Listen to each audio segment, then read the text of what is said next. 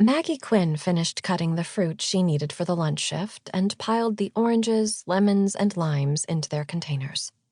Mondays weren't generally all that busy, but she liked to be prepared, just in case.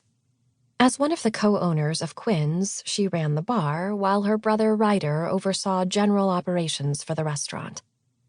She glanced at the big old wood clock on the wall. It was nearly 11. They opened at 11:30, and it was almost time for the call she looked forward to each week.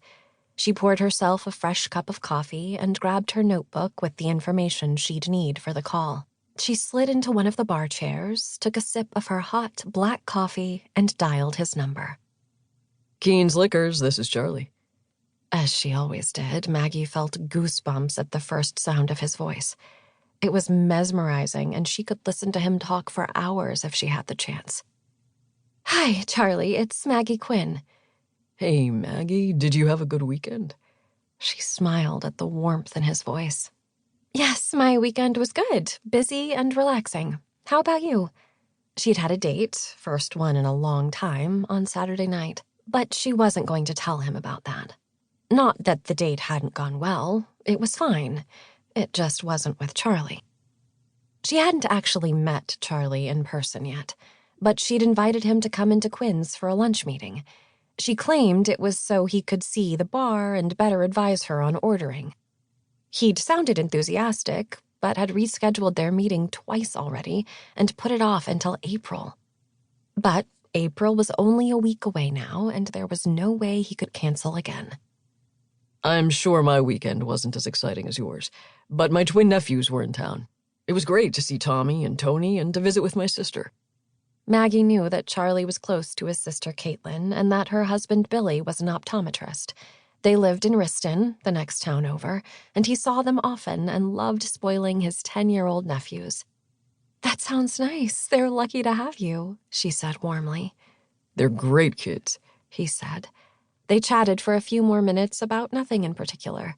Ryder walked out at one point and headed her way with a dark look on his face. He clearly wanted to talk to her about something, but once he saw her on the phone, he stopped short, watched her for a moment, and his expression softened.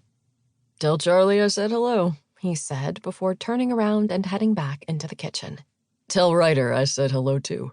I hope he's not good at cards. Ryder? He is, actually. Why? Charlie chuckled. He's coming here with a few other guys Thursday night. My buddy Josh knows him from the gym. One of our usual players can't come for a while. He and his wife just had their first baby. You know how it is. Maggie laughed. Well, not really, but I can imagine. So, the weekend was good?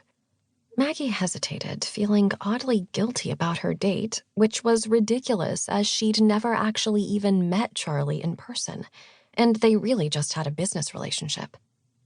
The restaurant was busy? Charlie asked, and she realized he hadn't been asking about her weekend, but rather the reason for her call. Yes, very busy. I need to place a bigger order than usual. Well, that's a good thing. I'm ready when you are. Maggie opened her notebook and told him what she needed, all the alcohol that needed to be replaced. When she finished, he made a suggestion, as he usually did for something new that she might want to try. This week, it was a Chardonnay from Washington State and a winery that she wasn't familiar with. They are a small, family-owned winery in Woodinville. I think you'll like it. Charlie knew she had a weakness for Chardonnay. She'd once mentioned that it was her drink of choice on the night she went out instead of working. Sure, we'll take a few bottles. I'll run it as a weekly special. Is there anything else you need? It's always great to talk with you, as usual. Maggie wanted so badly to tell him what she wanted. An actual date. A chance to meet in person. But she'd be meeting with him in a week for their official lunch visit. It wasn't a date, but it was probably as close as she could get. She got the sense that Charlie didn't get out much. He almost seemed hermit-like. She knew that he ran his very successful liquor distributor company mostly from his home office.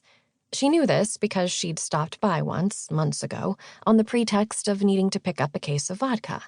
The older woman at his front desk had been lovely and explained that Charlie mostly worked from home, but she could have one of the guys bring a case of vodka right out to her car.